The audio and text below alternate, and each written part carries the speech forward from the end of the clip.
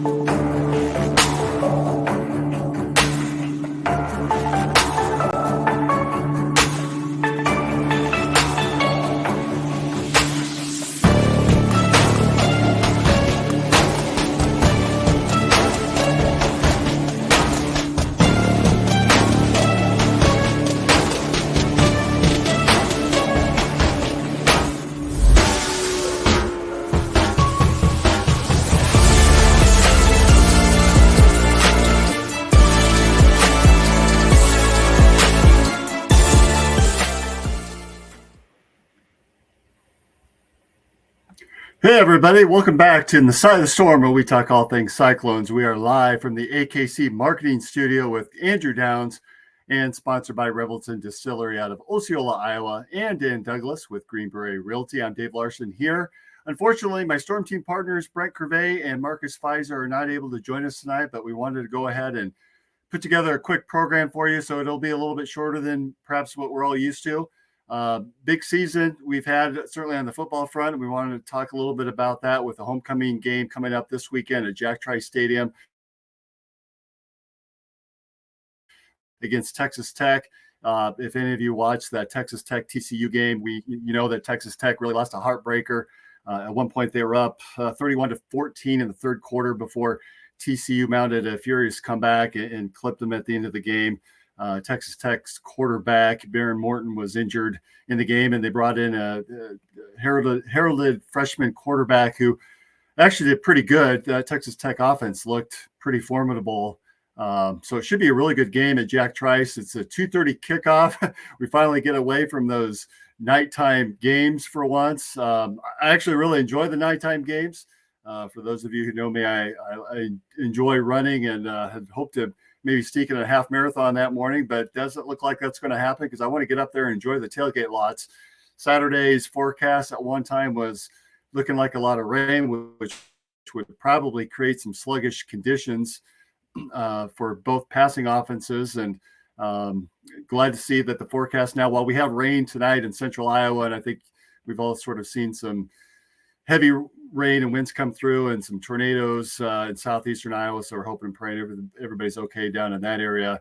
But boy, that would have been just a mess at Jack Trice. And it looks like we're going to have some nice weather. Last I heard forecast was going to be low 60s with cloudy conditions. So it should be a great day for some tailgating.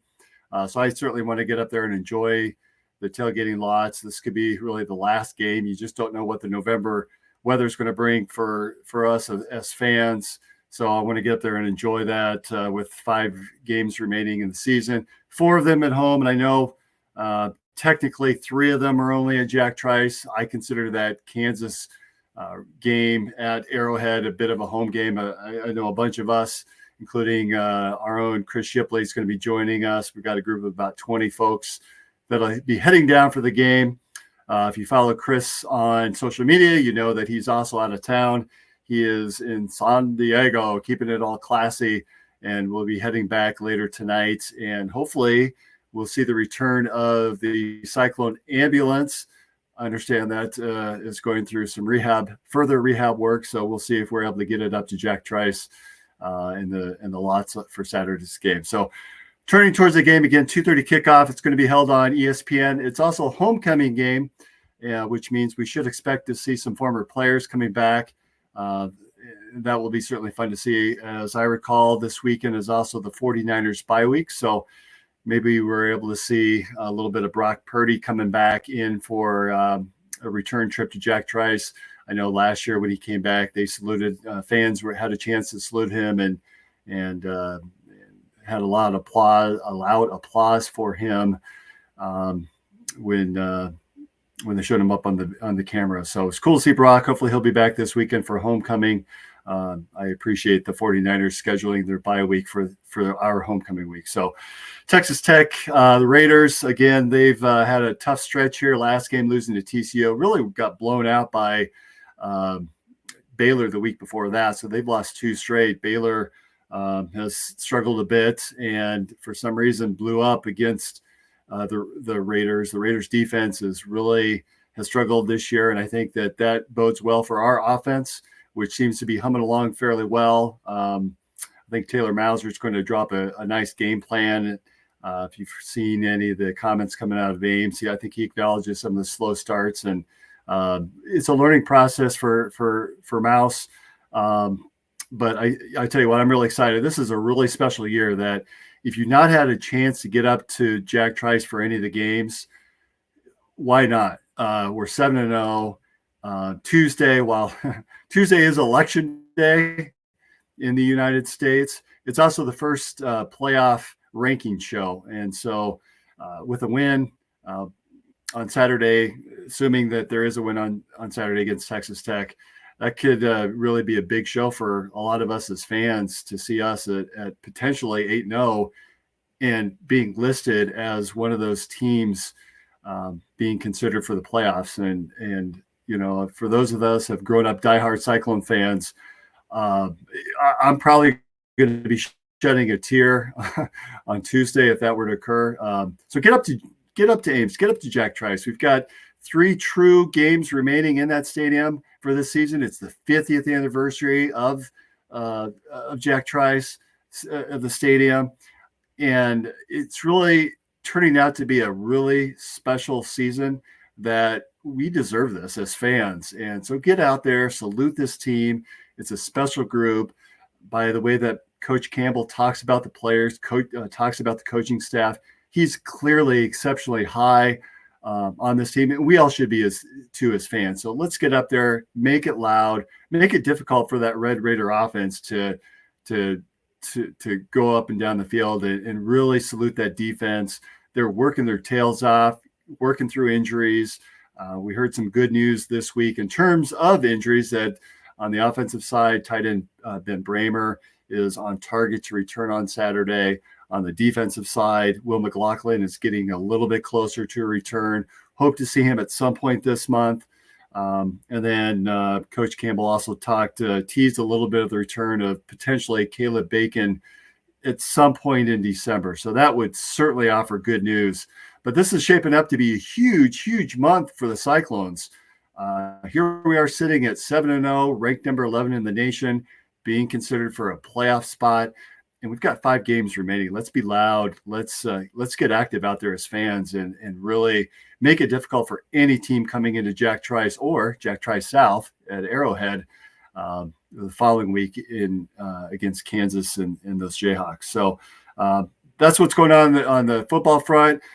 As well, I think we all want to see. I'm curious to see if Jontez Williams will get that 5th interception. He's had 4 consecutive games with an INT, which is, I believe, that is the school record for the Cyclones. So we got something to look forward to in what should really be a really good game.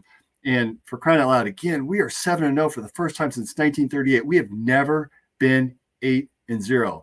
So this is an opportunity. Again, let's just pack that stadium, get as loud, be nuts as we can. We will be on ESPN. This is our opportunity to really show the nation what it's like to be a Cyclone. And so we can walk away, and that team can walk away 8-0, undefeated for the first time in our history. So it's shaping up to really be a big, big weekend. So if you haven't already, I want to just remind everybody, we had some really cool shows in the last couple of weeks. 2 weeks ago, we had on Dan McCarney. If you've not had a chance to listen to that, I would encourage you to go out to all your streaming services and listen to that. You cannot get excited listening to Coach McCarney. He had a lot of great stories to tell about his days as coach and having Brent Curvey as a player. We talked a little bit about Marcus, and of course, we all know on this show, Marcus's aspirations to have played football and tight end, and instead chose the basketball path. So if you haven't had a chance, listen to that episode. And then last week we had on Jake Sullivan.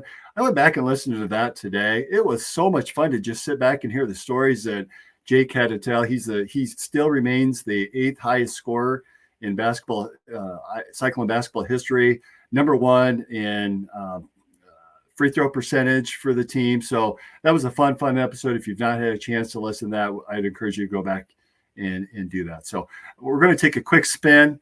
Believe it or not, Chris Shipley has given me the keys to the AKC studios. So we're going to try to hear a couple of our sponsors first, and we'll return on the other side.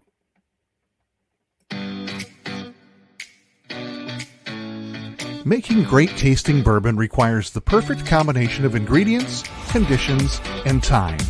The longer it rests, the better it tastes. Revelton Distillery's new single barrel bourbon is made from 80% corn, sourced 100% from Iowa farmers. And unlike mass-produced bourbons, each barrel of Revelton's single barrel bourbon is unique, proofed on when it tastes best. As they like to say, it'll be ready when it's ready. And to ensure the highest standards of quality and flavor, owners Rob and Christy Taylor oversee the production and bottling. Every single barrel. Iowa born, Iowa aged, Iowa bottled. Try the new single barrel bourbon from Iowa's own Revelton Distillery. ReveltonDistillery.com.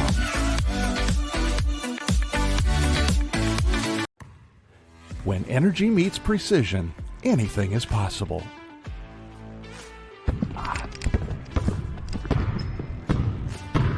I'm Connor Hawley, the Chief Energy Officer of the Iowa State Cyclones. I'm full of energy on and off the court, but nothing gives me more energy than helping families find their dream home. And that's where Green Beret Realty comes in. They're more than just realtors. They're a team dedicated to getting things right for you and your family, just like we get it right on the court. Sometimes it takes a team to get the call right. And when you're buying a home, you want a team that makes all the right calls. That is Green Beret Realty. And here's the best part. When you buy or sell a home through Dan at Green Beret Realty and mention this ad, he'll make a donation to the We Will Collective, helping student athletes like me thrive on and off the court.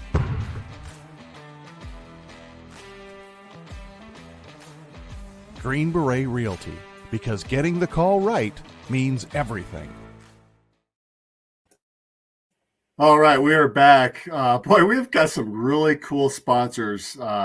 Thanks to Dan Douglas with Green Beret Realty. And you may have seen there a familiar face, Conrad Hawley, who Chief Energy Officer. The men's basketball team starts up their schedule next week. They're in the throes of practice, and I've been following them on social media. And this is probably one of the most excited seasons that a lot of us have had in some time. And we talked last week with Jake Sullivan, and remember Marcus's 99 2000 Elite Eight team, the expectations were fairly low. And this year, I don't think expectations have ever been higher for any team before they've even played their first game. So men's team tip off next week. The women, they tipped off tonight with an exhibition win over Central College, D3, again, exhibition, winning that game 105-53. 5 of the first 9 3-point shots were made by freshmen. So, boy, I tell you what, Coach Fennelly continues to work his magic with those players, surrounding a lot of talent around Audie Crooks. And this is really going to shape up to be a special season for both the men and the women's team. Really excited for that. Emily Ryan continues to be that spark plug, is back. And, you know, we loved to see her return to the court last year, saw the heart and soul that she put in those in the NCAA game against Stanford. Really, the entire team showed a will and drive that it was sad to see them in, but I tell you what, as soon as that game was over, I was ready for this season to start, and I'm sure a lot of them were too. So again, 105-53, all 11 players scored for the women. So that's really nice to see. They officially kick off their season on Monday night, next Monday, against Chicago State. That's going to be at Hilton Coliseum. So go ahead and grab your tickets as well. Some of the women and men, for that matter, are seeing some publicity coming their way. Emily Ryan is on the point guard watch list, as well as the Naismith Trophy watch list. Audie Crooks is also on the same Naismith Trophy watch list.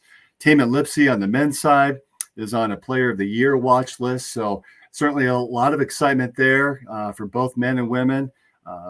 Folks, we are living in perhaps the greatest era of Cyclone athletics between the women's basketball team, the men's basketball team, the undefeated football team, the cross-country team, which I believe is number 4, running in Big 12s this weekend. We've got the wrestling program that's ramping up. Prove to me that there's been another time that in the era of Cyclone athletics where expectations have not been any higher than they are for this season. So again, get out there. Let's support those athletes. Let's get out there and support our team. This is a special time, and let's get loud and really support those teams and make it difficult for the other teams, the opponents that we're playing against. It's funny that we also have heard that some secret scrimmages. So we know that the men's team is really in high preparation for their season. They played Creighton 2 weekends ago, and then Northwestern, I believe, a weekend ago. So not last weekend, but the weekend before that. So they're going up against some top programs. So they're not exactly playing the Sisters of the Poor out there for these scrimmages. So they're ramping up, getting ready for the season. We talked before about my buddy Chad. Chad, how are you? Love you, brother. So he's a teacher in China, and he shot me a text yesterday or the day before. I don't know what day it is in China. I think they're actually a day ahead. But over the weekend, he had just to give you how small of a world it is, but he ran across Tony Rampton, the same Tony Rampton that played a few years with our own Marcus Fizer. I'm curious to hear from Marcus about Tony, and maybe get a few stories, and maybe we have a chance to get Tony on this show. But that just goes to show you that there are Cyclones everywhere, and we want to continue to support them. So I'm going to close out this show. Again, appreciate everyone. Appreciate our sponsors. Again, if you have a chance, contact Dan Douglas with Green Beret Realty. The rates are starting to go down with the interest rates dropping a bit. And so now is a great time to either look at buying or refinancing. And then, of course, the OG, Revelton Distillery out of Osceola. Rob and Christy Taylor have been a strong supporter of the Three Beards Media and all of our podcasts. I plan to maybe stop by. I've got some work out of town on Friday, and I'm going to try to pop in on my way back up as I head up I-35. So they've got some new products that they've recently released. And of course, you know me, I love their Mulberry Gin, and undoubtedly I'm going to stop and get another bottle so I can be prepared for this weekend's tailgate at Jack Trice Stadium. Again, 2:30 kickoff. Gates usually open. Tailgating lots typically open about 6 hours ahead of game time. So that'd be 8:30 or so on Saturday morning. So hope to see everyone up there for that game. And again, thank everyone for joining us for this very abbreviated episode. As a little bit of a teaser, we have unearthed some unique video of the Marcus Fizer that we are going to release on one of our future episodes. So feel free to join us, and we'll show you that Fizer video. But I want Marcus to be here for that particular episode, and I want to hear what Brent has to say. Trust me, you're going to enjoy this one. So thanks everyone for joining us, and we'll catch you next week for another episode of In the Side of the Storm.